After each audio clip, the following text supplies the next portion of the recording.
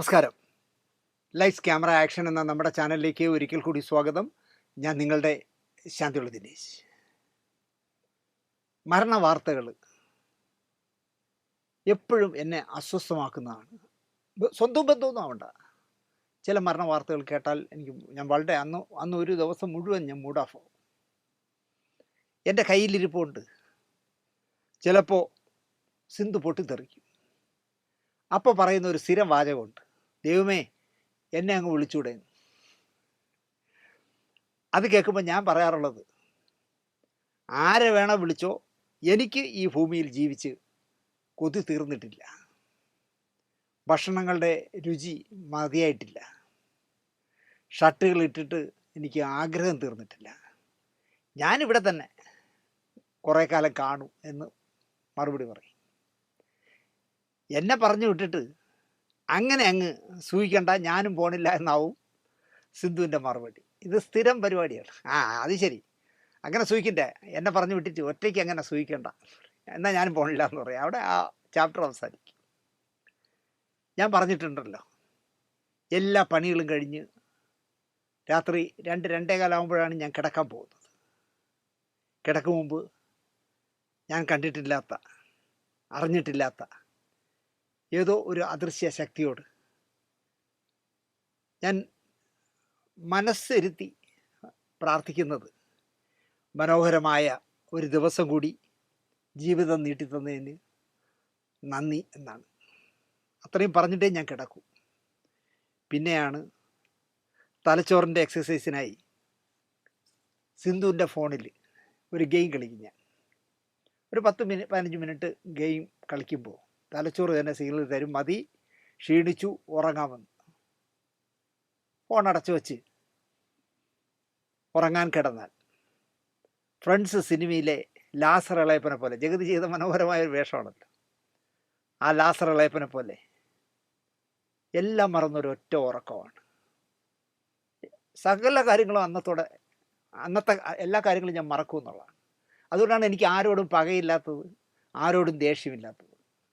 ഇന്ന് നടക്കുന്നതിന് മറുപടി കൃത്യമായി പറഞ്ഞു കഴിഞ്ഞാൽ രാത്രി ഉറങ്ങുന്നതോടുകൂടി അതങ്ങ് മാഞ്ഞു പോകും മനസ്സിൽ നിന്ന്. അതെൻ്റെ ഒരു ഗുണമാണോ ദോഷമാണോ നിങ്ങൾ തീരുമാനിച്ചോ. പിന്നെ ഞാൻ ഉണരുന്നത് രാവിലെ 8 മണിക്ക് വച്ചിരിക്കുന്ന അലാറം കേട്ടിട്ടാണ്. ഞാൻ 8 മണിക്ക് എണീക്കും. 8 മണിക്ക് സിന്ധുവിൻ്റെ ഫോണിലൊരു അലാറം സെറ്റ് ചെയ്തിട്ടുണ്ട്. അതിലൊരു ഭക്തിഗാനം കേൾക്കും. ആ പാട്ട് തീരുന്നത് ഞാൻ കട്ട് ചെയ്തിട്ട് എണീറ്റ് പോകും. AC ഒക്കെ ഓഫ് ചെയ്തിട്ട് പുറത്തേക്ക് പോകും. അപ്പോഴും ഈ ലോകത്തൊന്നും അറിയാതെ സിന്ധു ഉറങ്ങിയായിരിക്കും. സിന്ധുവിൻ്റെ ഒരു കുഴപ്പം, സ്വയം ഉറങ്ങി മതിയായി ഉണരണം, അല്ലെങ്കിൽ അന്ന് മുഴുവൻ തലവേദനയായിരിക്കും. അതുകൊണ്ട് ഞാൻ ശല്യപ്പെടുത്തേയില്ല. മിണ്ടാതെ ശബ്ദം ഉണ്ടാക്കാതെ വാതിൽ തുറന്ന് പോയി പാല്, ദോശ ഉണ്ടാക്കാനുള്ള മാവ് ഒക്കെ ഫ്രിഡ്ജിൽ നിന്ന് എടുത്ത് വെള്ളത്തിലൊക്കെ ഇട്ട് എനിക്ക് കുടിക്കാനുള്ള 1 ലിറ്റർ വെള്ളം തലേ ദിവസം എടുത്ത് വെച്ചേക്കും. ആ വെള്ളം എടുത്തിട്ട് ഞാൻ അങ്ങ് മോളിൽ പോയി കഴിഞ്ഞാൽ പിന്നെ വിളിക്കേയില്ല. പിന്നെ ഇഷ്ടം മതിയായി, ഉറക്കം മതിയായി സിന്ധു എണീറ്റ് ചായ ഇട്ട് വെച്ചിട്ട് എന്നെ ബെല്ലടിക്കുമ്പോഴാണ് ഞാൻ മോളിൽ നിന്ന് ഇറങ്ങി വരണേ. അതാണ് എൻ്റെ സിഗ്നൽ. അതുപോലെ മരണം ഒരു വല്ലാത്ത പ്രതിഭാസമാണ്. പ്രായം ഓർക്കാതെ കിളവൻ ആക്റ്റീവ് ഓടിക്കുന്നത് വളരെ സ്പീഡിലാണെന്ന് അച്ചു എപ്പോഴും സിന്ധുവിനോട് പരാതി പറയും. അച്ഛൻ പ്രായം ഓർക്കുന്നില്ലെന്നേ, എന്താ പോണ പോക്ക് എന്നാണ് പറയുന്നത്. ഞാനാണെങ്കിൽ ഓവർ സ്പീഡുകാരനുമല്ല. കാരണം എതിരെ വരുന്ന വണ്ടിയിലോ അല്ലെങ്കിൽ എൻ്റെ ആക്റ്റീവയുടെ പിറകിലോ വരുന്ന വണ്ടിയിലോ കാലൻ പതിയിരിപ്പുണ്ട് എന്നുള്ള വിശ്വാസമുള്ള ഒരാളാണ് ഞാൻ. അങ്ങനെ ചിന്തിക്കുന്നതുകൊണ്ട് തന്നെ ഞാൻ ഓവർ സ്പീഡിൽ പോവുകയോ ഒരാളെ വാഹനം ഓടിച്ച് മത്സരിച്ച് ഓവർടേക്ക് ചെയ്ത് കയറുകയോ ഒന്നും ചെയ്യാത്ത ഒരാളാണ്. കാരണം മരണത്തെ ഭയത്തോടെ ബഹുമാനത്തോടെ കാണുന്നവനാണ് ഞാൻ. എത്ര പേര് വിശ്വസിക്കുന്നുണ്ട്? എനിക്ക് മരണത്തെ ഭയവുമാണ് ബഹുമാനവുമാണ്. അതുകൊണ്ട് തന്നെ ഞാനൊരു വഴി ഉണ്ടാക്കി വയ്ക്കില്ല. സമയമാകുമ്പോൾ അവർ വിളിച്ചുകൊണ്ട് പോട്ടെ എന്നുള്ള ആളാണ്. പക്ഷേ അച്ചു പറയുന്നത് ഞാൻ ഭയങ്കര ഓവർ സ്പീഡെന്നാണ് പറയുന്നത്. പറഞ്ഞ് എവിടെ പോകുന്നു എന്നാവും എന്നെ വിളിക്കുന്ന, എൻ്റെ ഈ പ്രോഗ്രാം കാണുന്നവർ ചിന്തിക്കുന്നത്.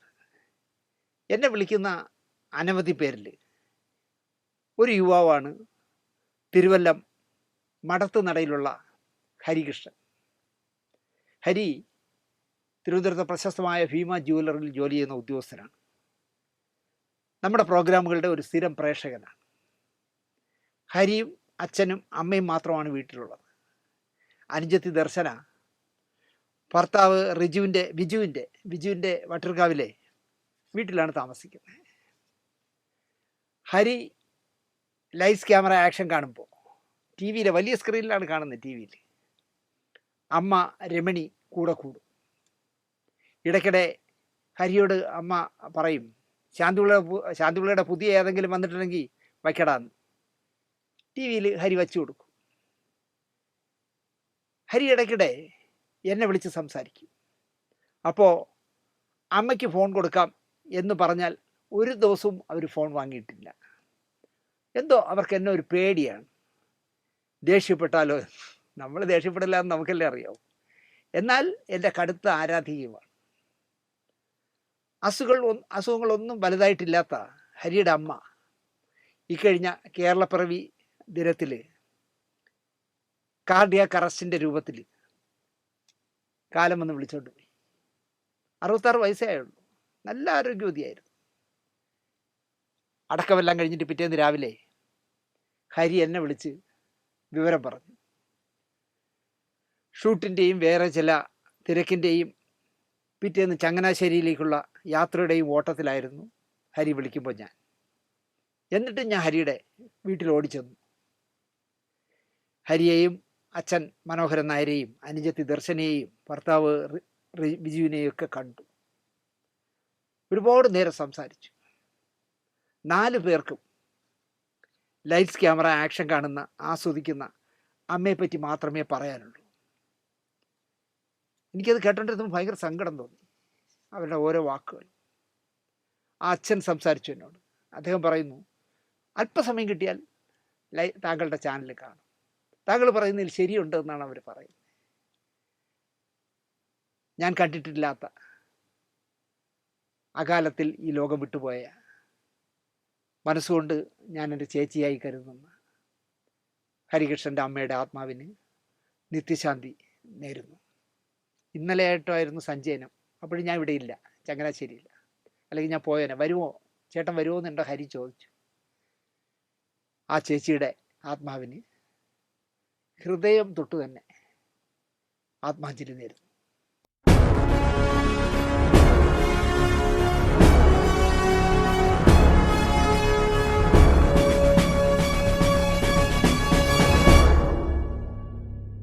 നമസ്കാരം. പുതിയൊരു വാരഫലത്തിലേക്ക് നമ്മൾ കടക്കുകയാണ്. കേരളം അതിദരിദ്രർ, അണ്ടർലൈനിട്ട് കേൾക്കണം, ദരിദ്രരല്ല, അതിദരിദ്രർ ഇല്ലാത്ത കേരളമായിരിക്കുന്നു. കേരളപ്പിറവി ദിനത്തിൽ തലസ്ഥാനത്ത് ഇന്ത്യയിലെ തന്നെ മറ്റൊരു സംസ്ഥാനത്തിനും അവകാശപ്പെടാനില്ലാത്ത, അതിദരിദ്രർ ഇല്ലാത്ത, പട്ടിണി കിടക്കാത്ത സംസ്ഥാനമായി കേരളത്തെ മുഖ്യമന്ത്രി പ്രഖ്യാപിച്ചു. ആ ചടങ്ങിലേക്ക് മലയാളത്തിലെ പ്രിയപ്പെട്ട മമ്മൂട്ടി, മോഹൻലാൽ, കമൽഹാസൻ എന്നിവരെ സർക്കാർ ക്ഷണിച്ചു. മൂവരും എത്താമെന്ന് സമ്മതിക്കുകയും ചെയ്തു. കെങ്കേമമായി ആഘോഷിക്കാൻ വേണ്ട നടപടികൾ എടുത്തു വരുമ്പോൾ മോഹൻലാലും കമൽഹാസനും എത്തില്ല എന്ന അറിയിപ്പ് വന്നു. രോഗാതുരനായി 8-9 മാസക്കാലം ചികിത്സയും വിശ്രമമൊക്കെ ആയിരുന്നല്ലോ. പിന്നെ അത് കഴിഞ്ഞപ്പോൾ അദ്ദേഹം ഹൈദരാബാദിൽ എവിടെയോ പാട്രിയറ്റിൻ്റെ ഷൂട്ടിങ്ങിനും പോയി. എന്നിട്ട് അദ്ദേഹം ഇപ്പോൾ കുറച്ച് ദിവസമല്ലേ ആയുള്ളൂ എറണാകുളത്തെത്തിയിട്ട്. ആ മമ്മൂട്ടി മാത്രം ചടങ്ങിനെത്തി. 8-9 മാസക്കാലമായി പൊതുപരിപാടികളിലൊന്നും പങ്കെടുക്കാത്ത മമ്മൂട്ടിയെ തലസ്ഥാന നഗരി ഗംഭീരമായി സ്വീകരിച്ചു എന്ന് തന്നെ പറയാം. സമ്പന്നമായ സദസ്സ് മമ്മൂട്ടിയെ ആ സ്നേഹം അറിയിച്ചു. മുഖ്യമന്ത്രി അതിദരിദ്രർ ഇല്ലാത്ത നമ്മുടെ സംസ്ഥാനത്തെ ഔദ്യോഗികമായി പ്രഖ്യാപിച്ചു. മമ്മൂട്ടി വേദിയിലേക്ക് വന്നിടം മുതൽ മുഖ്യമന്ത്രിയോട് എന്തൊക്കെയോ പറഞ്ഞ് മുഖ്യമന്ത്രിയെ നന്നായി ചിരിപ്പിക്കുന്നതാണ്. മമ്മൂട്ടി ഇരുന്നതിൻ്റെ ഇടതുവശത്ത് നമ്മുടെ സ്പീക്കർ ഷംസീറാണ് ഇരുന്നത്. പുറകിൽ നമ്മുടെ MP ആയ ജോൺ ബ്രിട്ടാസ്. ഇരുവരും മമ്മൂട്ടിക്ക് പ്രിയപ്പെട്ടവരാണ്. അങ്ങനെ പ്രിയപ്പെട്ടവരായതുകൊണ്ടായിരിക്കാം ശരിക്കും മമ്മൂട്ടി ആസ്വദിച്ചു എന്നുള്ളതാണ് ഈ 3 പേരുടെ ഇടയിലിരുന്ന്, ജോൺ ബ്രിട്ടാസിൻ്റെയും ഷംസീറിൻ്റെയും മുഖ്യമന്ത്രിയുടെയും ഇടയിലിരുന്ന് നന്നായിട്ട് എൻജോയ് ചെയ്തു മമ്മൂട്ടി എന്ന് ഞാൻ പറയും. മൈക്കിന് മുന്നിൽ വന്ന മമ്മൂട്ടി പറഞ്ഞത് ഒരുപാട് പ്രതിസന്ധികളെ കേരള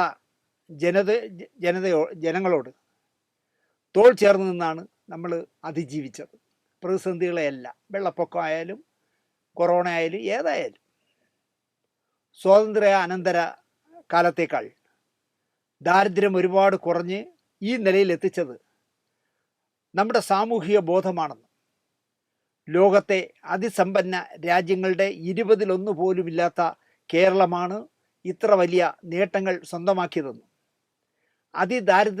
ദാരിദ്ര്യത്തിൽ നിന്ന് മാത്രമേ നാം മുക്തരായിട്ടുള്ളൂ എന്നും ദാരിദ്ര്യം ഇനിയും നമ്മുടെ മുന്നിലുണ്ട് എന്നും മമ്മൂട്ടി പറഞ്ഞു വെച്ചു. രാജപാതകളും വലിയ കെട്ടിടങ്ങളും കൊണ്ട് മാത്രം വികസനമാകില്ല. വികസിക്കേണ്ടത് സാമൂഹ്യ ജീവിതമാണ്. അതിന് ദാരിദ്ര്യം പരിപൂർണമായി തുടച്ചു നീക്കണം. ഏത് കണ്ണഞ്ചിക്കുന്ന വികസനമുണ്ടെങ്കിലും വിശക്കുന്ന വയറിന് മുന്നിൽ ഒരു വികസനത്തിനും വിലയില്ല എന്നാണ് മമ്മൂക്ക പറഞ്ഞത്. ആ വയറുകൾ കൂടി പരിഗണിച്ചാണ് വികസനങ്ങൾ കാണേണ്ടതും പൂർത്തിയാക്കേണ്ടതും. കേരളത്തിന് എന്നേക്കാൾ വയസ്സ് കുറവാണ്. കേരളം എന്നേക്കാൾ ചെറുപ്പമാണ്. സന്തോഷവാനായി മമ്മൂട്ടി പറഞ്ഞു വെച്ചതാണ്. മമ്മൂട്ടിയുടെ ഈ അർത്ഥഗർഭമായ പ്രസംഗം ലൈവായി കേട്ട മല്ലിയ ചേച്ചി, നമ്മുടെ പൃഥ്വിരാജിൻ്റെയും ഇന്ദ്രൻസിൻ്റെയും അമ്മ മല്ലിയ ചേച്ചി എന്നെ വിളിച്ചു. ഇങ്ങനെ സത്യസന്ധമായി പ്രസംഗിക്കാൻ ഒരു മമ്മൂട്ടിക്കേ കഴിയുള്ളൂ ദിനേശ്, കണ്ടു പഠിക്കണം പുതിയ തലമുറ എന്നാണ് മല്ലിയ ചേച്ചി പറഞ്ഞത്. സത്യസത്യമായി പറഞ്ഞു. ഇത് താങ്കളുടെ ചാനലിലൂടെ പറയണം. ഞാൻ പറഞ്ഞു, പറയാം ചേച്ചി, ഉറപ്പായിട്ട് ഞാൻ പറയാം. ഇത് ഞാൻ പറഞ്ഞു എന്നൊന്നും പറയണമെന്നില്ല, പക്ഷേ ആ പ്രസംഗം കേട്ടപ്പോൾ എനിക്ക് അങ്ങനെയാണ് തോന്നിയത്. മുഖ്യമന്ത്രിയുടെ പ്രസൻസിൽ ദാരിദ്ര്യം മാത്രമേ തുടച്ചു നീക്കിയിട്ടുള്ളൂ എന്നും ദാരിദ്ര്യം ഇനിയും ബാക്കി നിൽക്കുന്നു എന്ന് പറയാൻ ഒരു മമ്മൂട്ടിക്കേ കഴിയുള്ളൂ എന്നാണ് മല്ലിയ ചേച്ചി പറയുന്നത്. അന്ന് തന്നെ മമ്മൂക്ക മധുസാറിനെ നേരിൽ കണ്ണമുന്നിലുള്ള വീട്ടിൽ ചെന്ന് കണ്ടു. അസുഖബാധിതനായിരുന്നപ്പോൾ ഞാൻ നമ്മുടെ ഒരു പ്രോഗ്രാമിൽ പറഞ്ഞു, മധുസാറിന് എന്തോ മമ്മൂട്ടിയോടൊന്ന് സംസാരിക്കണം. അപ്പോൾ അദ്ദേഹം ആരുടെയും ഫോൺ എടുക്കാത്ത സമയമാണ്. മമ്മൂക്ക എന്ത് ചെയ്യുന്നു വെച്ചാൽ, അമ്മയുടെ മുൻ ജനറൽ സെക്രട്ടറിയാണ് എല്ലാ കാര്യത്തിനും മധുസാർ ആശ്രയിക്കുന്നത്. ബാബു, എനിക്ക് മമ്മൂട്ടിയോട് സംസാരിക്കണം എന്ന് പറഞ്ഞു. ഇടവേള ബാബു നേരെ മദ്രാസിലേക്ക് വിളിച്ച് കാര്യം പറഞ്ഞു. വിളിക്കാൻ പറ എന്നല്ല മമ്മൂക്ക പറഞ്ഞത്. മദ്രാസിൽ ഇരുന്നുകൊണ്ട് മമ്മൂക്ക മധുസാറിനെ വിളിച്ച് സംസാരിച്ചു. അത്രയും ആത്മബന്ധമുണ്ട് അവർ തമ്മിൽ. കണ്ണമുലിയിലെ ശിവഭവനത്തിൽ മധുസാറിനെ കാണാൻ ചെന്ന മമ്മൂക്ക പറഞ്ഞത്, എൻ്റെ സൂപ്പർ സ്റ്റാറാണ് മധുസാർ എന്നാണ്. ആലോചിച്ച് നോക്കൂ, എൻ്റെ സൂപ്പർ സ്റ്റാർ എന്നാണ് മധുസാറിനെ മമ്മൂക്ക വിളിച്ചത്. കാട്ടുപൂക്കളം എന്ന് പറഞ്ഞ പടത്തിൽ അഭിനയിക്കാനായിട്ട് ചെമ്പിൽ മധുസാർ ചെന്ന കാലത്ത്, ആലോചിച്ച് എത്ര വർഷം, 10-50 വർഷം മുമ്പാണ്. മമ്മൂക്ക തുഴഞ്ഞു ചെന്ന, ഷൂട്ടിംഗ് കാണാൻ ചെന്നത് വള്ളത്തിലാണ്. ആ വള്ളത്തിൽ കയറിയ കഥയടക്കം മധുസാറിൻ്റെ മുന്നിലിരുന്ന് മമ്മൂക്ക പറഞ്ഞു. ഇങ്ങനെ വീട്ടിലിരുന്നാൽ മതിയോ, ക്യാമറയുടെ ഫ്രണ്ടിലേക്കൊക്കെ പോണ്ടേ എന്ന് മമ്മൂട്ടി ചോദിച്ചു. ഈ ശരീരത്തിനും പ്രായത്തിനും അനുസരിച്ചുള്ള വേഷം വരട്ടെ, വെറുതെ ഒരു വേഷത്തിനായി ഇനി ഞാനില്ല എന്നായി മമ്മൂക്ക, അല്ല മധുസാർ. എന്നിട്ട് അവസാനം അദ്ദേഹം പറഞ്ഞത് എനിക്ക് നല്ല ഫീൽ ചെയ്തു. എന്നെ വന്ന് കണ്ടല്ലോ, ഞാൻ ഹാപ്പിയാണ്. ഈ അടുത്ത കാലത്ത് ഞാൻ ആലോചിച്ചൊരു കാര്യം, എത്രയോ പ്രാവശ്യം കമൽഹാസൻ തിരുവനന്തപുരത്ത് അല്ലെങ്കിൽ കേരളത്തിൽ വന്നു, രജനീകാന്ത് വന്നു തിരുവനന്തപുരത്ത്. രജനീകാന്തിൻ്റെ അച്ഛനായിട്ട് അഭിനയിച്ച ആളാണ്, കമൽഹാസൻ്റെ അച്ഛനായിട്ട് അഭിനയിച്ച ആളാണ്. അവർക്കാർക്കും തോന്നാത്ത, മധുസാറിന് പരാതിയും പരിഭവമൊന്നുമില്ല. പക്ഷേ മമ്മൂട്ടി എന്നെ കാണാൻ വന്നപ്പോൾ മധുസാർ അറിയാതെ പറഞ്ഞതാണ്, എന്തായാലും എന്നെ വന്ന് കണ്ടല്ലോ, ഞാൻ ഹാപ്പിയാണ്. അതാണ് മമ്മൂട്ടി. നമസ്കാരം. ഞാനൊരു 5-8 മാസത്തിന് ശേഷം ആദ്യമായിട്ടൊരു പൊതുവേദിയിൽ പ്രത്യക്ഷപ്പെടുകയാണ്. അത് ഈ കേരളപ്പിറവി ദിനം തന്നെ ആയതിൽ എനിക്ക് അതിയായ സന്തോഷമുണ്ട്. കേരളത്തിനേക്കാൾ ഒരു 4-5 വയസ്സ് കുറവാണ്. കേരളം എന്നേക്കാൾ ഇളയതാണ്, എന്നേക്കാൾ ചെറുപ്പമാണ്. അപ്പോൾ നിങ്ങൾക്ക് പ്രതീക്ഷിക്കാവുന്നേ ഉള്ളൂ കേരളം എത്രത്തോളം ചെറുപ്പമാണ്. നമ്മുടെ സാമൂഹിക സൂചികകൾ പലപ്പോഴും ലോകത്തെ അമ്പരപ്പിച്ചിട്ടുണ്ട്. ലോകത്തിൻ്റെ അതിസമ്പന്ന രാജ്യങ്ങളുടെ 20-ലൊരു ഭാഗം പോലുമില്ലാത്തൊരു കേരളമാണ് ഇത്രയും വലിയ നേട്ടങ്ങൾ കൊയ്യുന്നത്. ഒരുപാട് സാമൂഹ്യ സേവന രംഗത്ത് നമ്മൾ ഒരുപാട് മുന്നിലാണ്, മറ്റു വളരെയധികം അപേക്ഷിച്ച് മുന്നിലാണ്. ഈ നേട്ടങ്ങളെല്ലാം നേടിയത് നമ്മുടെ സാമൂഹ്യ ബോധത്തിൻ്റെ, നമ്മുടെ ജനാധിപത്യ ബോധത്തിൻ്റെ ഫലമായിട്ട് തന്നെയാണ്. ഇന്ന് മുഖ്യമന്ത്രി ഇവിടെ അതിദാരിദ്ര്യമുക്ത സംസ്ഥാനമായി കേരളത്തെ പ്രഖ്യാപിക്കുമ്പോൾ അതിനേക്കാൾ വലിയൊരു ഉത്തരവാദിത്തമാണ് അദ്ദേഹം ഏറ്റെടുക്കുന്നതെന്ന് ഞാൻ മനസ്സിലാക്കുന്നു. ദാരിദ്ര്യത്തിൽ നിന്ന് മാത്രമേ നാം മുക്തമായിട്ടുള്ളൂ. ദാരിദ്ര്യം ഇനിയും നമ്മുടെ മുന്നിൽ ബാക്കിയാണ്. ഒരുപാട് പ്രതിസന്ധികളെ കേരള ജനത തോളോട് തോൾ ചേർന്ന് നിന്ന് അതിജീവിച്ചിട്ടുണ്ട്. നമ്മുടെ സ്വാതന്ത്ര്യം കിട്ടുന്ന കാലത്തേക്കാൾ നമ്മുടെ ദാരിദ്ര്യരേഖ ഒരുപാട് കുറഞ്ഞു ഈ നിലയിൽ എത്തിച്ചതും നമ്മുടെ സാമൂഹ്യ ബോധമാണ്, നമ്മുടെ സാമൂഹ്യ സമ്പത്താണ്. പരസ്പര സ്നേഹവും പരസ്പര വിശ്വാസവും മറ്റതിർവരുമ്പുകളില്ലാതെ ഉള്ള നമ്മുടെ സാഹോദര്യവും തന്നെയാണ്. ഈ ഭരണ സംവിധാനത്തിൽ അർപ്പിക്കപ്പെട്ടിട്ടുള്ള ഈ ഉത്തരവാദിത്വം വളരെ വിശ്വാസപൂർവ്വം അവർ നിർവഹിക്കും എന്ന് തന്നെയാണ് ഞാൻ വിശ്വസിക്കുന്നത്. അതിന് ഞാൻ നേരത്തെ പറഞ്ഞതുപോലെയുള്ള സാഹോദര്യവും സമർപ്പണവും നമ്മുടെ ജനങ്ങളിൽ നിന്നും അതുണ്ടാവും എന്ന് തന്നെയാണ് ഞാൻ വിശ്വസിക്കുന്നത്. ഞാൻ നേരത്തെ പറഞ്ഞതുപോലെ 8-9 മാസമായി ഒരു പൊതുവേദിയിലോ നാട്ടിലോ ഒന്നും ഇറങ്ങാത്ത ആളാണ്. ഞാനിപ്പോൾ വന്നപ്പോൾ ഒരുപാട് കണ്ണഞ്ചിപ്പിക്കുന്ന വികസനങ്ങൾ ഉണ്ടായിട്ടുണ്ട്. ഞാനിപ്പോൾ എറണാകുളത്തുനിന്ന് ഒരുപാട് ദൂരം യാത്ര ചെയ്താണ് വരുന്നത്. ഇപ്പോൾ യാത്ര ചെയ്യാൻ ബുദ്ധിമുട്ടാണ്.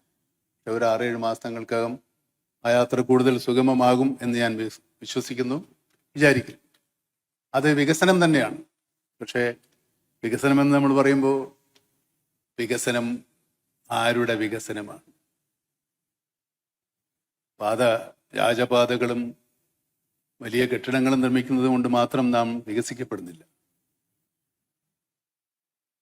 വികസിക്കേണ്ടത് നമ്മുടെ സാമൂഹ്യ ജീവിതമാണ്.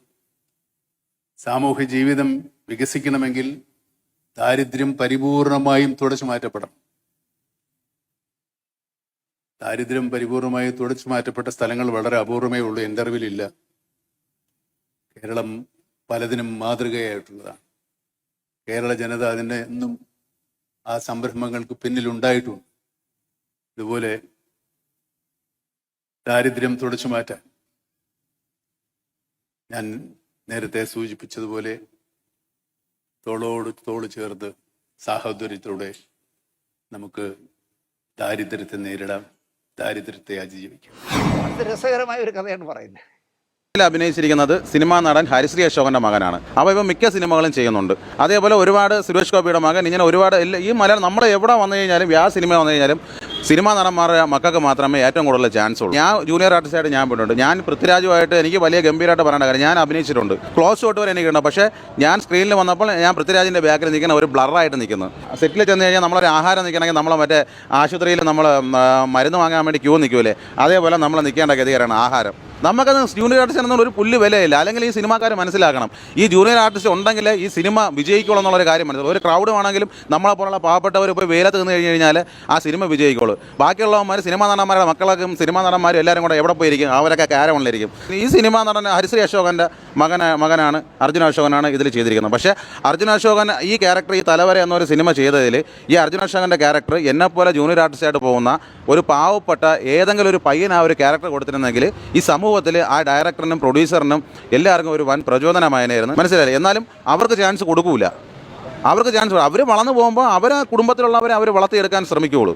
മറ്റുള്ളവരാരും വളർത്തിയെടുക്കാൻ ഒരിക്കലും ശ്രമിക്കൂല. ഈ സ്ട്രഗിളൊക്കെ എടുത്തു പോകുന്ന ഒരാൾ അയാളുടെ തലവര മാറുമോ ഇല്ലയോ എന്നുള്ള സംഭവങ്ങളാണ് പടത്തിൽ പറയുന്നത്. ടൈറ്റിൽ പോലെ തന്നെ ഒരാളുടെ തലവര, അയാളുടെ തലവര എന്താകും എന്നുള്ള സംഭവമാണ് പറയുന്നത്. എന്നോട് ഒരു സിനിമാ കമ്പനി ഉടമയുടെ, പ്രശസ്തനായ ഒരു സിനിമാ കമ്പനി ഉടമയുടെ മകൻ ഒരിക്കലും കാർ യാത്രക്കിടയിൽ അർത്ഥഗർഭമായൊരു ചോദ്യം ചോദിച്ചു. ദിനേശേ, ഇപ്പൊ സിനിമയ്ക്ക് കാശിറക്കുന്ന നിർമ്മാതാവിനും സീൻ എടുക്കുന്ന സംവിധായകനും ചിത്രത്തിലെ നായകനും നായികയ്ക്കും ഒന്നും പഴയതുപോലെ വിലയില്ലാത്തതിൻ്റെ കാര്യം അറിയാമോ? അവനില്ല, പറയണം, അനുഭവസമ്പന്നരല്ലേ, പറയട്ടെ എന്ന് വെച്ചു. എൻ്റെ അച്ഛൻ ഇരിക്കുന്ന ഓഫീസിൽ കയറി വരണമെങ്കിൽ അച്ഛൻ്റെ സമ്മതം ചോദിക്കണം, അല്ലാതെ ഒരാളെയും കടത്തി വിടില്ല വെളിയിൽ നിൽക്കുന്ന ആൾ. അത് സത്യം മാഷായാലും പ്രേം നസീറായാലും മധു സാറായാലും അച്ഛൻ പറയണം, ഇരിക്കി മധു ഇരിക്കി, അല്ലെങ്കിൽ സത്യൻ ഇരിക്കി, നസീർ ഇരിക്കി എന്ന് അച്ഛൻ പറഞ്ഞല്ലാതെ അവരിയ്ക്കില്ലായിരുന്നു അച്ഛൻ്റെ മുമ്പേ. ഇവർക്ക് താഴെയുള്ളവരെ ആരെയും അച്ഛൻ്റെ റൂമിൽ കയറി കാണാനുള്ള പെർമിഷൻ കൊടുക്കാറുമില്ല. ഷൂട്ടിങ്ങിന് അച്ഛൻ വന്നിറങ്ങിയാൽ ഏത് കൊടി കെട്ടിയവന്മാരായാൽ പോലും എണീറ്റ് നിൽക്കും. സംവിധായകൻ, നായകൻ, നായിക ഇവർക്ക് മാത്രം ലക്ഷറിയായ ഭക്ഷണമായിരുന്നു ആ കാലത്ത്. ക്യാമറാമാൻ അടക്കം പ്രധാന ടെക്നീഷ്യന്മാർക്കും മറ്റ് നടീനടന്മാർക്കും ഉൾപ്പെടെ മറ്റൊരു തരത്തിലുള്ള ഭക്ഷണം. അസിസ്റ്റൻ്റുമാർക്കും ചെറിയ വേഷക്കാർക്കും ഒക്കെ മൂന്നാം തരത്തിലുള്ള ഒരു ഭക്ഷണം. ഒരു അണ്ടാവിൽ കരിങ്ങാലിപ്പൊടിയോ എന്തോ ഇട്ട് വെള്ളം തിളപ്പിച്ചിടും, ഒരു വലിയ അണ്ടാവ് നിറച്ച് കൂട്ടുവോ നിറച്ച്. ദാഹം വരുന്നവൻ കോരി കുടിച്ചോളണം. ഒരക്ഷരം എതിർവാ പറയില്ല. പറഞ്ഞാൽ അവൻ അല്ലെങ്കിൽ പറഞ്ഞാൽ അവൾ പിന്നെ സ്റ്റുഡിയോയുടെ നീല ഗേറ്റിന് വെളിയിൽ, അകത്ത് കയറ്റില്ല. അതുകൊണ്ട് എന്ത് പറ്റിയെന്ന് ചോദിച്ചാൽ സിനിമ എടുക്കുന്നവർക്ക് വിലയുണ്ടായിരുന്നു, പേടിയുണ്ടായിരുന്നു. ഇന്നോ ഒരേ ഭക്ഷണം, മോശമല്ലാത്ത ശമ്പളം, സ്വാതന്ത്ര്യം. അപ്പോഴെന്ത് പറ്റി? ആർക്കും ആരെയും പേടിയില്ലാണ്ടായി. അനുഭവത്തിൽ നിന്നും ഈ പ്രശസ്ത നിർമ്മാതാവിൻ്റെ, സംവിധായകൻ്റെ മകൻ്റെ ചോദ്യം എന്നെ ഒരുപാട് ചിന്തിപ്പിച്ചു. ഇന്ന് നിർമ്മാതാവുണ്ടോ? സംവിധായകനുണ്ടോ? എല്ലാവരും ബെർമുടയും ഇട്ട് തലയിൽ എന്താ പറയുക ബോയും വെച്ച് കട്ടി കണ്ണട അതിൻ്റെ മുകളിലും വെച്ച് പരസ്പരം അളിയാന്ന് വിളിച്ച് ഒന്നിച്ചല്ലേ വലിയും കുടിയൊക്കെ. തോന്നുമ്പോൾ വരും, തോന്നിയതുപോലെ എടുക്കും, അങ്ങനെ പോവും. ആൾക്കൂട്ടം നടനായി വരുന്നവർ പോലും, ആൾക്കൂട്ടത്തിന് എക്സ്ട്രാ ആർട്ടിസ്റ്റുകൾ എന്ന് പറഞ്ഞ് ഇപ്പോൾ പറഞ്ഞ കേസ് കൊടുക്കും. എക്സ്ട്രാ ആർട്ടിസ്റ്റുകളല്ലോ അവർ, സപ്പോർട്ടിങ് ക്യാരക്ടേഴ്സ് എന്നൊക്കെയല്ലേ പറയണേ.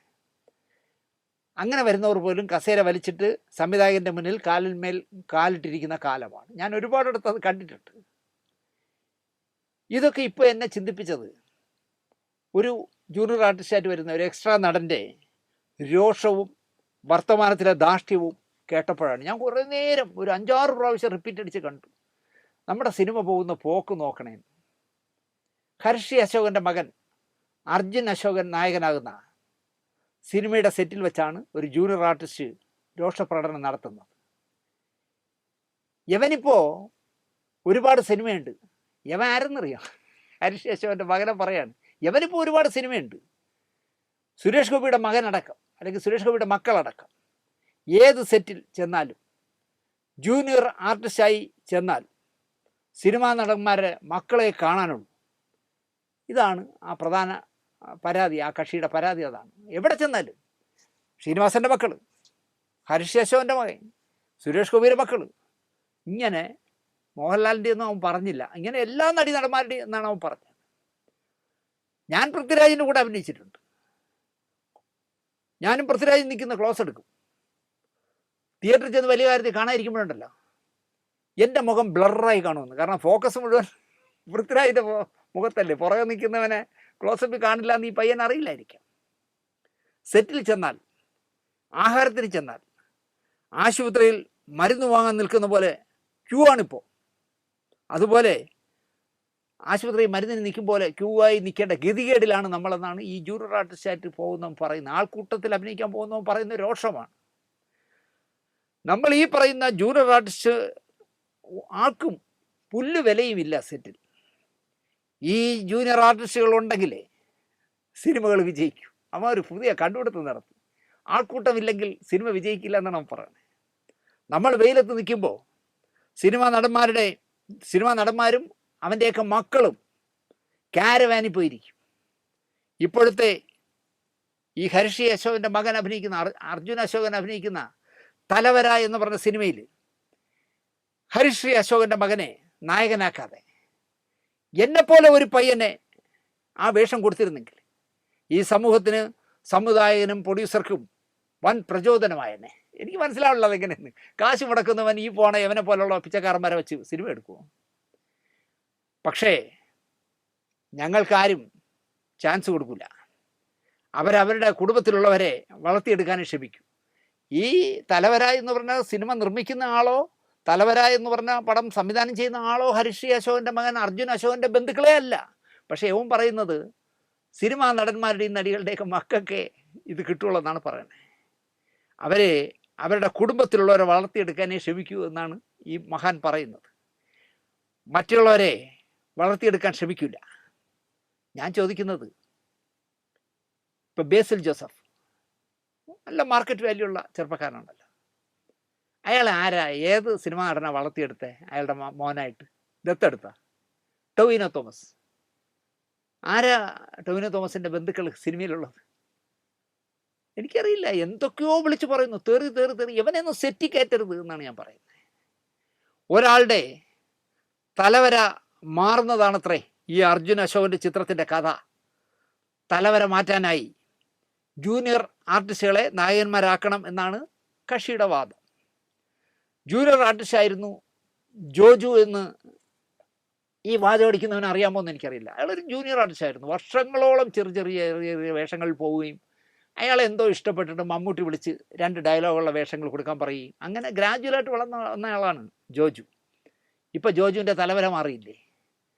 അയാൾ കമൽഹാസൻ പോലും ജോജുവിനെ അഭിനന്ദിച്ച് സംസാരിക്കുന്നു. ജോജു സംവിധായകനായി, നിർമ്മാതാവായി. അതുപോലെ ശ്രമിക്കാനൊന്നും ഈ കക്ഷിക്ക് വയ്യ. ഉരുട്ടി വച്ച് തന്നാൽ തിന്നാം എന്നാണ് ഇയാളുടെ ഭാവവും തോന്നും. അല്ല, കഷ്ടപ്പെടാനൊന്നും വയ്യ. നടീനടന്മാരുടെയൊക്കെ മക്കളെ ഉണ്ടാക്കി വലിയ മറ്റവന്മാരാക്കണ്. ഞങ്ങളെപ്പോലുള്ളവർക്ക് തരുന്നില്ല എന്ന് പറഞ്ഞ് വാചകം അടിച്ച് ക്യാമറയുടെ ഫ്രണ്ടിൽ നിൽക്കാം എന്നുള്ളതല്ല. പിന്നെ ആകെയുള്ള എനിക്ക് തോന്നുന്നു മൂകാംബിക കുറി ഇട്ടിട്ടുണ്ടെന്ന് തോന്നുന്നു. അതേ ഉള്ളൂ. ഇയാൾ ചിലപ്പോൾ ഈ തലവര എന്നുള്ള ഈ ചിത്രത്തിൽ കുന്തം പിടിച്ച് നിൽക്കാൻ വന്നതായിരിക്കും.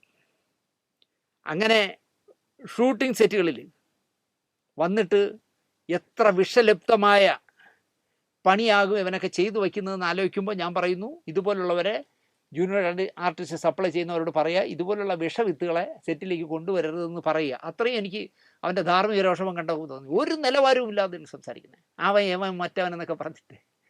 മോഹൻലാലിൻ്റെ മകൻ പ്രണവുള്ളതോ മമ്മൂട്ടിയുടെ മകൻ ദുൽഖറുള്ളതോ ഒന്നും അവൻ പറഞ്ഞില്ല എങ്കിൽ പോലും അതെല്ലാം ചേർത്താണ് അവൻ പറയുന്നത്. എത്ര വിവരക്കിടന്ന് ആലോചിച്ചു. അടുത്ത കഥ, സിബി മലയിലിൻ്റെ ഇഷ്ടം എന്ന സിനിമയിൽ അച്ഛൻ കൃഷ്ണൻകുട്ടി മേനോനും മകൻ പവൻ കെ മേനോനും അവർ തമ്മിലുള്ള ഇൻറ്റിമസിയും ബന്ധവും ഒക്കെ എനിക്കൊരുപാട് ഇഷ്ടമായിരുന്നു. കലൂർ രവികുമാർ രസകരമായാണ് ഈ അച്ഛനെയും മകനെയും സൃഷ്ടിച്ചിരിക്കുന്നത്. നെടുമുടി വേണുവും മോഹൻലാലും ദിലീപും ആയിരുന്നല്ലോ ആ വേഷം ചെയ്തത്. ഒരുപക്ഷെ അച്ഛൻ്റെ സ്നേഹം അനുഭവിക്കാനാകാതെ പോയ എൻ്റെ സാഹചര്യമാകാം ഈ അച്ഛൻ്റെയും മകൻ്റെയും നിരവധി സന്ദർഭങ്ങൾ എന്നെ കൂടുതൽ സ്വാധീനിച്ചത്. കൂട്ടത്തിൽ കൃഷ്ണൻകുട്ടി മേനോന് നാരായണൻ എന്നൊരു നല്ല സുഹൃത്തു കൂടി ഉള്ളതിനാൽ ഇപ്പോൾ കണ്ടാലും ഞാനത് ആസ്വദിച്ചിരിക്കും. നാരായണനായിട്ട് അഭിനയിച്ച ഇന്നസെൻ്റ് ആയിരുന്നു. പവനായ ദിലീപും അച്ഛനായ നെടുമുടിയുമായിട്ടുള്ള സന്ദർഭങ്ങളാണ് ഇഷ്ടത്തിലെ മിക്ക സീനുകളും എന്നാണ്. അത് കലൂർ രവികുമാർ എഴുതിയതുകൊണ്ട് മാത്രമല്ല, എൻ്റെ അച്ഛനുമായി എനിക്കുണ്ടായിരുന്ന ഇൻറ്റിമസികൾ മുഴുവൻ ഞാൻ കലൂരിന് പറഞ്ഞു കൊടുക്കുകയും അതും കൂടി ചേർന്നതുകൊണ്ടാണ് മിക്ക സീനുകളും ജീവിതഗന്ധിയായത് എന്നാണ് ദിലീപ് പറയാറ്. കഴിഞ്ഞ 25 വർഷമായി നിന്നെ എനിക്കറിയാം എന്ന് കൃഷ്ണൻകുട്ടി മേനോൻ സെൻറ്റിമെൻറ്റ്സ് അടിക്കാനായി പറയുമ്പോൾ പവൻ പറയുന്ന മറുപടി, ജനിച്ച അന്ന് മുതൽ ഈ 25 വർഷമായി ഞാൻ അച്ഛനെ കാണുകയില്ലേ എന്നാണല്ലോ അതിൽ ചോദിക്കണേ. പവിയെയും കൃഷ്ണൻകുട്ടി മേനോനെയും ഞാനിപ്പോൾ ഓർമ്മിച്ചത് നമ്മുടെ സംവിധായകൻ പ്രിയദർശൻ പറഞ്ഞ ഒരു വർത്തമാനം കേട്ടപ്പോഴാണ്. പ്രിയനും ലിസിക്കും 2 മക്കളാണ്, ഒരു മകനും ഒരു മകളും. മോഹൻലാലിനും 2 മക്കളാണ്, ഒരു മകനും ഒരു മകളും. മോഹൻലാലും പ്രിയദർശനും വേർപിരിയാനാകാത്ത ചങ്ങാതിമാരുമാണ്. ഇതെല്ലാം ജനത്തിന് അറിയാവുന്ന കാര്യമാണ്. ലിസിയുമായി പ്രിയൻ വിവാഹബന്ധം ഏർപ്പെടുത്തി, അല്ലെങ്കിൽ തിരിച്ചു പറയാം, പ്രിയനുമായുള്ള വിവാഹബന്ധം ലിസി വേർപ്പെടുത്തി. എന്നാൽ കൊടുക്കൽ വാങ്ങലുകൾ നടത്തി ഇരുവരും ഒന്നിച്ച് വിവാഹബന്ധം വേർപ്പെടുത്തി എന്ന് പറയാനാണ് എനിക്കിഷ്ടം. പരസ്പരം ചെളിവാരി എറിയാതെ ഇരുവരും പിരിഞ്ഞു, നല്ല സുഹൃത്തുക്കളായി പിരിഞ്ഞു. അതായിരുന്നു ആരോഗ്യകരമായ പിരിയലെന്ന് ഞാൻ പറയും. മക്കൾക്ക് 2 പേർക്കും അച്ഛനും അമ്മയും അതുകൊണ്ട് ഉണ്ട് ഇപ്പോഴും. അതാണ് എനിക്ക് തോന്നിയിട്ടുള്ളത്. നല്ല കാര്യമാണെന്ന് ഞാൻ പറയും. മകൻ വിവാഹം കഴിച്ച് വിദേശത്ത് എവിടെയോ ആണ്, ഒരു വിദേശിയാണല്ലോ കല്യാണം കഴിച്ചത്. മകള് എന്താ പറയുക, സൂപ്പർ താരവുമാണിപ്പോൾ. മീനാക്ഷി സൂപ്പർ താരമാണല്ലോ. അതും നല്ലത്. എന്തിനാണ് പ്രേമിച്ച് വിവാഹം കഴിച്ച് നിങ്ങൾ വേർപിരിഞ്ഞതെന്ന് എനിക്ക് ലിസിയോട് ചോദിക്കാവുന്ന സ്വാതന്ത്ര്യമുണ്ട്. പക്ഷേ ഞാൻ ഇന്ന് വരെ ചോദിച്ചില്ല, ലിസി പറഞ്ഞിട്ടുമില്ല. അതൊക്കെ അവരുടെ സ്വകാര്യം എന്ന് ഞാൻ പറയും. എന്തുകൊണ്ടാണ് അങ്ങനെ അത്തരം ചോദ്യങ്ങൾ ചോദിക്കുന്നത് എനിക്കിഷ്ടമല്ല. പറയാൻ വന്നത് ഇതൊന്നുമല്ല. ഇഷ്ട സിനിമയിലെ കൃഷ്ണൻകുട്ടി മേനോനെ പോലെ പ്രിയൻ വച്ച് കാച്ചിയ ഒരു ഡയലോഗ് കേട്ടപ്പോഴാണ്. മോഹൻലാലിൻ്റെ മകൾ വിസ്മയ തുടക്കമെന്ന സിനിമയിലൂടെ നടിയായി തുടക്കമിടുകയാണല്ലോ. പ്രിയൻ്റെ മകൾ കല്യാണി ഇന്ത്യൻ സിനിമയിലെ നോട്ടബിളായ നടിയുമാണിപ്പോൾ. ലോക എന്ന് പറഞ്ഞ സിനിമയോടുകൂടി അവരുടെ തലവര മാറി. വിസ്മയയെ മായയെന്നും കല്യാണിയെ അമ്മു എന്നുമാണ് പ്രിയദർശൻ വിളിക്കാറുള്ളത് എന്ന് പറയും. മോഹൻലാലിൻ്റെ മകളും എൻ്റെ മകളും എൻ്റെ ഇടത്തും വലത്തും തോളിക്കിടന്ന് വളർന്ന കുട്ടികളാണത്രേ എന്നാണ് പ്രിയൻ പറയുന്നത്. ആ കുഞ്ഞുങ്ങളുടെ ചൂട് ഇപ്പോഴും പ്രിയൻ്റെ നെഞ്ചിലുണ്ട് എന്ന് അദ്ദേഹം പറയും. അതെന്താണ് പ്രിയ?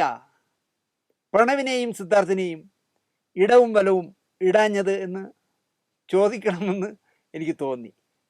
പക്ഷെ കഥയിൽ ചോദ്യമില്ലല്ലോ, അതുകൊണ്ടാണ് ഞാൻ ചോദിക്കാത്തത്. വിസ്മയ്ക്ക് ഇപ്പോൾ 34 വയസ്സായി, കല്യാണിക്ക് 32 വയസ്സ് ഇപ്പോൾ പ്രായമുണ്ട്. 1984 പ്രിയൻ സ്വതന്ത്ര സംവിധായകനായി.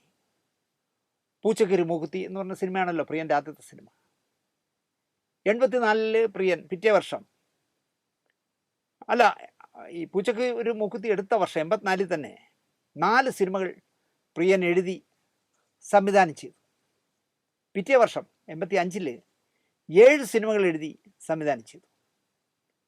1991 ആയപ്പോഴേക്ക് പ്രിയൻ ഒരു 3 സിനിമയിലേക്ക് അല്ലെങ്കിൽ 2 സിനിമയിലേക്കൊക്കെ മാറുകയും ചെയ്തു. പക്ഷേ എല്ലാം ബിഗ് ബഡ്ജറ്റിലുള്ള സിനിമകളായിരുന്നു. മോഹൻലാൽ എന്ന താരത്തെ വച്ച് തന്നെയാണ് ആ സിനിമകളൊക്കെ ചെയ്തത്. വിസ്മയ ജനിച്ചത് 1991 ആ വർഷം കിലുക്കം, അഭിമന്യു 2 സിനിമകൾ പ്രിയൻ ചെയ്തു. ബജറ്റും വലിയ വിജയവും രണ്ടിനും നേടാനായി മോഹൻലാലായിരുന്നു 2ലെ നായകൻ. 1993 കല്യാണി ജനിക്കുമ്പോൾ മിഥുനവും കിരീടത്തിൻ്റെ ഹിന്ദിയായ ഗർദിഷും പിന്നെ കിന്നരി പുഴയോരം എന്ന് പറഞ്ഞ സിനിമയിലെ കഥയും എഴുതുകയായിരുന്നു പ്രിയൻ. പറയാൻ വന്നത്, വിസ്മയയും കല്യാണിയും ജനിച്ച് വളരുന്ന കാലത്ത് പ്രിയൻ തമിഴും തെലുങ്കും ഹിന്ദിയും മലയാളവും ഒക്കെ ആയി ഓടുന്ന സമയമായിരുന്നു. 24 മണിക്കൂർ എന്നുള്ളത് 48 ആക്കിയാലും തികയാത്ത സമയമായിരുന്നു. അതിനിടയിൽ 2 ഇടത്ത് താമസിക്കുന്ന ഈ 2 പിള്ളേരെയും ഒന്ന് നെഞ്ചിലേക്ക് ഇടാൻ പ്രിയന് പറ്റിയോ എന്നത് മാത്രമല്ല, മോഹൻലാലിൻ്റെ മകനെയോ സ്വന്തം മകനെയോ പരിചയമുണ്ടെന്ന് പോലും പ്രിയൻ സാർ കാണിക്കുന്നില്ല.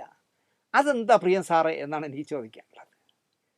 അവർക്ക് 2 പേർക്കും ഇവരുടെ അത്ര പ്രശസ്തി ഇല്ലാഞ്ഞിട്ടാണോ എന്ന് ചുമ്മാ ചോദിക്കുകയാണ്.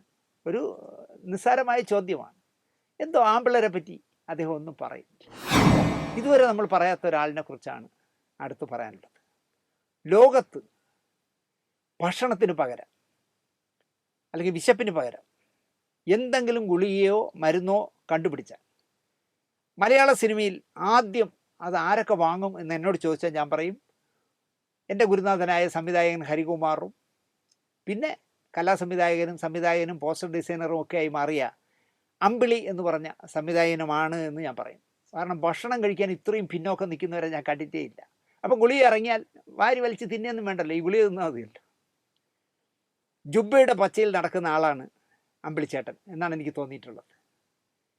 അതിനകത്ത് ഒരു സ്കെൽറ്റൻ അല്ലാതെ ഒന്നും കാണാൻ വഴിയില്ല. എന്തുകൊണ്ടോ ഈ മനുഷ്യനെ എനിക്ക് ഒരുപാട് ഇഷ്ടമാണ്. വർഷങ്ങളായിട്ടുള്ള ബന്ധമാണ് എനിക്ക് അമ്പിളിച്ചേട്ടനോടുള്ളത്.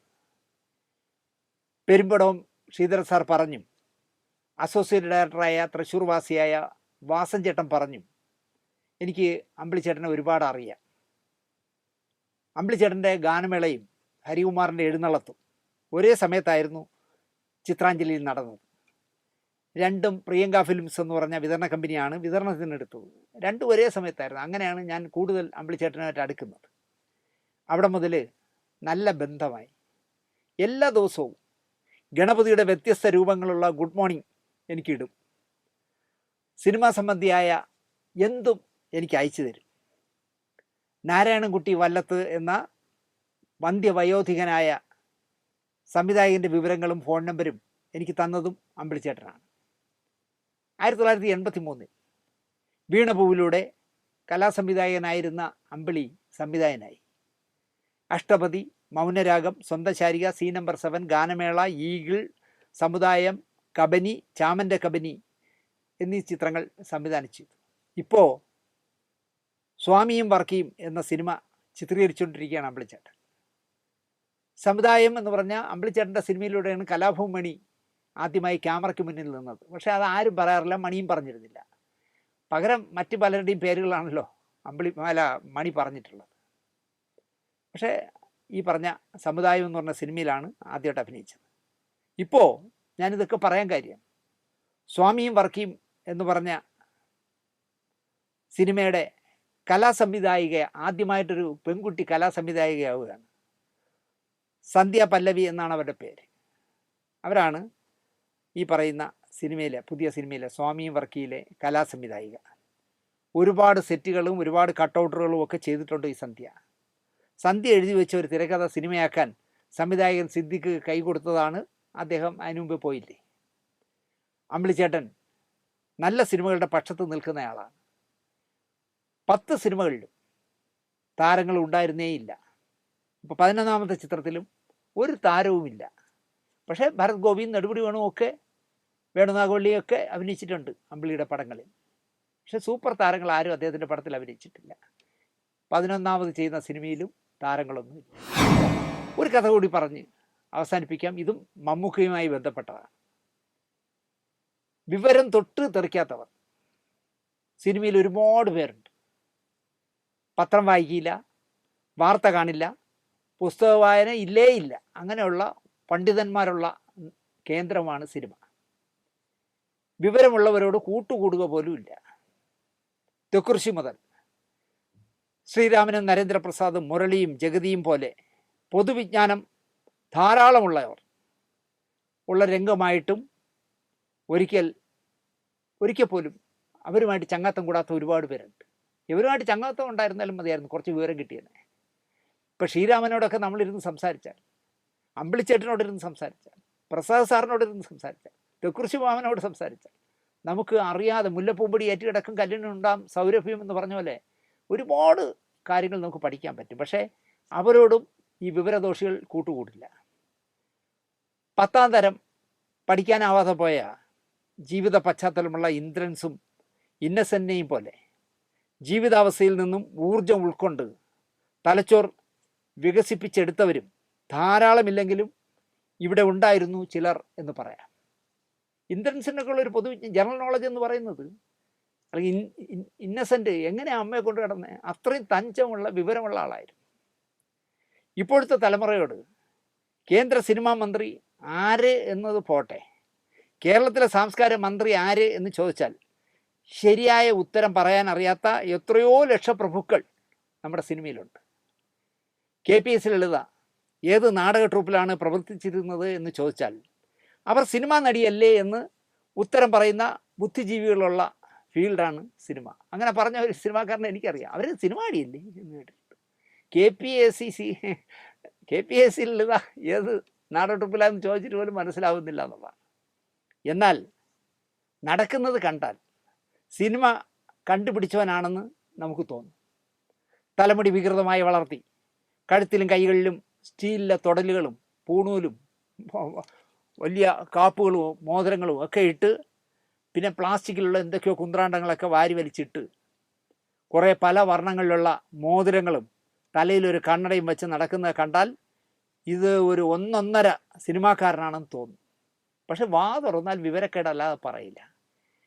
എടാ, ഇതിനിടയിൽ ലോകത്ത് നടക്കുന്ന കാര്യങ്ങളിൽ ഒരു ചെറിയ അറിവിനായി 4 വരി വായിക്കാനെങ്കിലും ശ്രമിക്കുക എന്നാണ് ഇത്തരക്കാരോട് എനിക്ക് പറയാനുള്ളത്.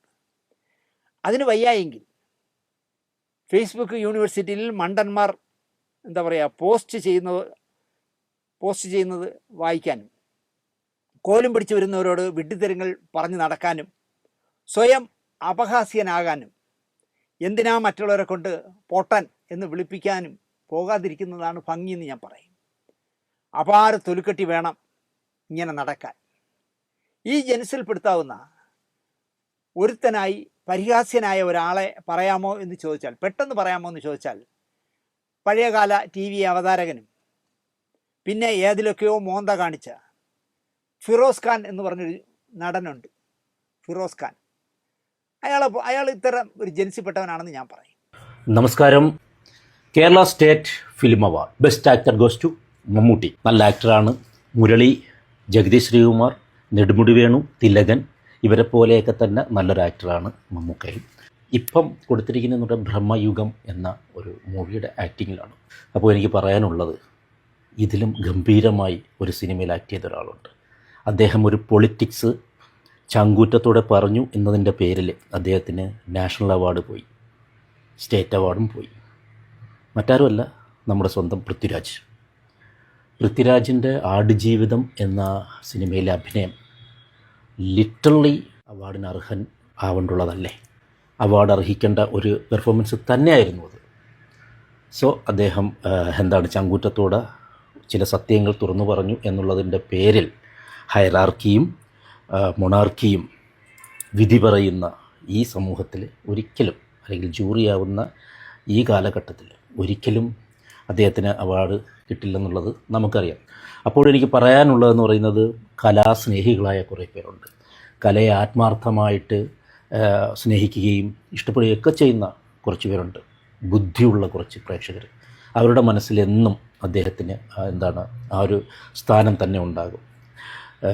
പിന്നെ മനസ്സിലാക്കേണ്ടുള്ളത്, നീട്ടിയൊന്ന് വളവിട്ടാലും അല്ലെങ്കിൽ നീട്ടിയൊന്ന് തുപ്പിയാലും അതിൻ്റെ പേരിലൊക്കെയും കൈയടിക്കുകയും അവാർഡുകളും കൊടുക്കുന്ന ഒരു ഡിജിറ്റൽ യുഗത്തിൽ ഇപ്പോഴും ഫൈറ്റ് ചെയ്ത് നിൽക്കുന്ന മമ്മൂക്കയ്ക്ക് പ്രത്യേക ഒരു പ്രശംസ നമ്മൾ അർഹിക്കുന്നു. പൊളിറ്റിക്സ് ഇങ്ങനെ ഭരിക്കുമ്പോൾ ജനങ്ങൾ ഇത് നോക്കി നിന്ന് ചിരിക്കുകയാണെന്ന് മനസ്സിലാക്കുക.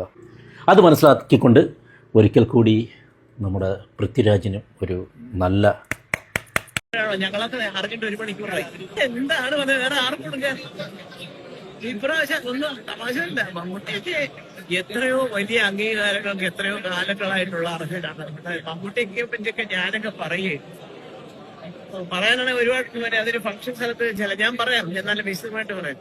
മമ്മൂട്ടിക്ക് കിട്ടിയ ഒരു പക്ഷേ ഏറ്റവും കൂടുതൽ ഈ കേരളത്തിലെ ഞാൻ എന്നുള്ള വ്യക്തി മാത്രമല്ല, കേരളത്തിലെ സാധാരണക്കാർക്ക് പോലും കണ്ടാൽ ഭയങ്കര ബുദ്ധിജീവി ലുക്കൊക്കെ ഉണ്ട്. തലയിൽ കുടുമി പോലെ വച്ച് കെട്ടും. ചിലപ്പോൾ ഇങ്ങനെ സരോജ് കുമാറിൻ്റെ കൂടെ നടക്കുന്ന അമ്പിളിച്ചേട്ടിട്ടിരിക്കുന്ന പോലെ മുടിയൊക്കെ നീട്ടിയിട്ടിരിക്കുന്ന കാണാം. പിന്നെ താടി, കറുത്ത തടിയൻ വാച്ച് എല്ലാം ഓക്കെയാണ്. ബുദ്ധിജീവികളുടെ എല്ലാ വേഷഭൂഷാദികളും ഇട്ടാണ് നടക്കണേ. പക്ഷേ ഒരു കാര്യം മാത്രം കയ്യിലില്ല, വിവരം എന്ന് പറഞ്ഞാൽ, അല്ലെങ്കിൽ ജനറൽ നോളജ് എന്ന് പറഞ്ഞൊരു സാധനം മാത്രം കയ്യിലില്ല. അതും അനാവശ്യമായൊരു താരതമ്യപ്പെടുത്തലും കളിയാക്കലും കുറ്റം പറയലും ഒക്കെ ചേർന്ന ഒരു മണ്ടത്തരമാണ് ഈ രൂപം എന്ന് പറയാം. ജഗതി പറഞ്ഞ കണക്ക് സോപ്പ് ഇട്ടോ, പതപ്പിക്കല് കൂടുതൽ എന്ന് മാത്രമേ ഈ ഫിറോസ് എന്ന മഹാനോട് എനിക്ക് പറയാനുള്ളൂ. ഒരു സിനിമയെ മറ്റൊരു സിനിമയുമായി കമ്പാരിസൺ നടത്തരുത് എന്നതാണ് പ്രാഥമികമായി എനിക്ക് പറയാനുള്ളത്. ഒരു സിനിമ മറ്റൊന്നല്ല. ഒരു കഥാപാത്രം ചെയ്ത ഒരു അഭിനേതാവിനെ പോലും മറ്റൊരു കഥാപാത്രം അദ്ദേഹം ചെയ്തതുമായി പോലും വിലയിരുത്തരുത്. രണ്ടും രണ്ടാണ് എന്ന പക്ഷക്കാരനാണ് ഞാൻ. ഒരു നടൻ്റെ തന്നെ 2 വേഷങ്ങളെ പോലും കമ്പയർ ചെയ്യരുത്. എഴുതിയയാൾ, സംവിധാനം ചെയ്തയാൾ, ഛായാഗ്രാഹകർ, ധരിക്കുന്ന വസ്ത്രം, പറയുന്ന ഭാഷാരീതി എല്ലാം ഒന്നിനോട് സാമ്യമോ സ്വഭാവമോ ഉള്ളതല്ലല്ലോ. ആ പൊതുധാരണ പോലുമില്ലാത്ത ഫിറോസ് ഖാൻ പറയുകയാണ് ഭ്രമയുഗത്തിലെ കൊടുമൺ പോറ്റിയെയും ആടുജീവിതത്തിലെ നജീബും.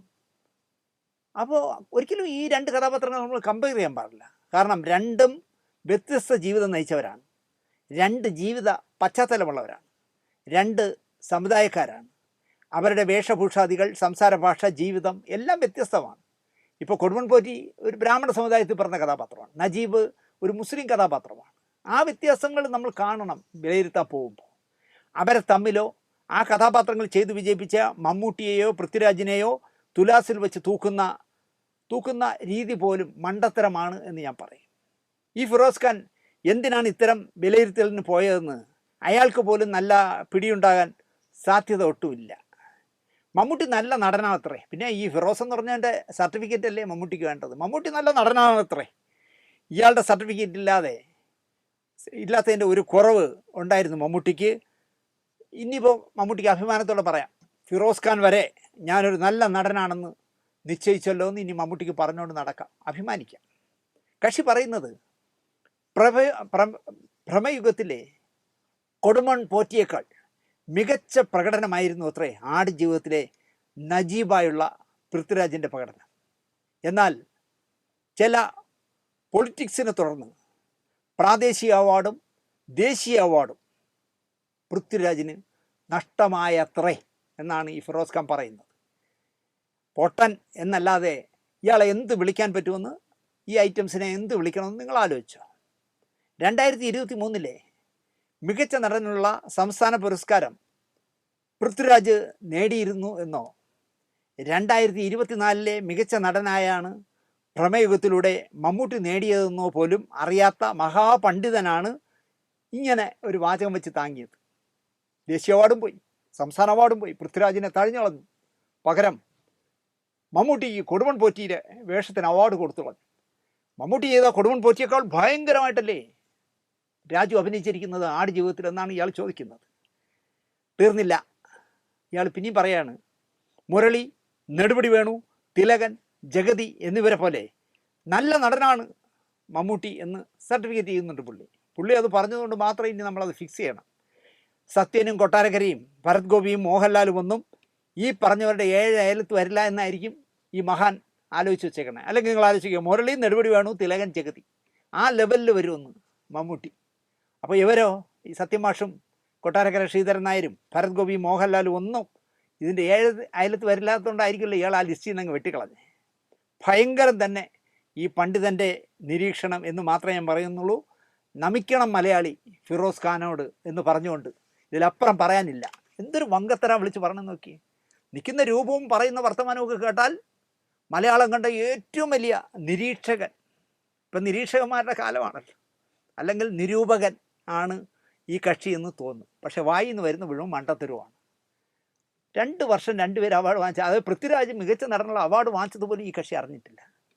ചുമ്മാ മമ്മൂട്ടിക്കിട്ടൊരു പണി കൊടുക്കാനായിട്ട്, അല്ലെങ്കിൽ മമ്മൂട്ടി ഒന്ന് ആക്കാനായിട്ട്, അല്ലെങ്കിൽ ഒന്ന് ഇകഴ്ത്താനായിട്ട് ഒരു വച്ച് കാച്ചിയതാണോ അതോ ഇനി പൃഥ്വിരാജിനെ സുഖിപ്പിച്ച്, അങ്ങനെയൊന്നും വീഴുന്ന ആളല്ല രാജു എന്നാണ് എൻ്റെ വിശ്വാസം. ഒന്ന് സുഖിപ്പിച്ച് നിർത്തിയാൽ ഒരു ഡേറ്റ് ഒപ്പിക്കാനോ ഒരു വേഷം ഒപ്പിക്കാനോ കഴിയുമെന്ന് വിചാരിച്ചിട്ടാണോ ഈ മമ്മൂട്ടിയും പൃഥ്വിരാജിനെയും കൂടെ താരതമ്യപ്പെടുത്തിയതെന്ന് എനിക്കറിയില്ല. 10-45 വർഷത്തെ അഭിനയ പാരമ്പര്യം കൊണ്ട് പാകം വന്നതാണ് മമ്മൂട്ടി. പൃഥ്വിരാജ് ചെറുപ്പമല്ലേ, അയാൾക്ക് ഇനിയും തേച്ചുമിനിക്ക് എടുക്കാനുണ്ട്. ആ പൊതുവിവരം പോലും ഇല്ലാത്ത ഒരു വിഡ്ഢി കൂഷ്മാണ്ഡമായി എന്തിനാണ് ആളുകളെ വായിരിക്കുന്ന തെറി കേൾക്കുന്നതെന്നാണ് എനിക്ക് ഫിറോസ് ഖാനോട് ചോദിക്കാനുള്ളത് എന്ന് മാത്രം പറഞ്ഞുകൊണ്ട് ഈ ആഴ്ചത്തെ വാരഫലം ഇവിടെ അവസാനിപ്പിക്കാം. നിങ്ങൾക്ക് ഇഷ്ടപ്പെട്ടിരിക്കുമെന്ന് വിശ്വസിക്കുന്നു. നന്ദി, നമസ്കാരം.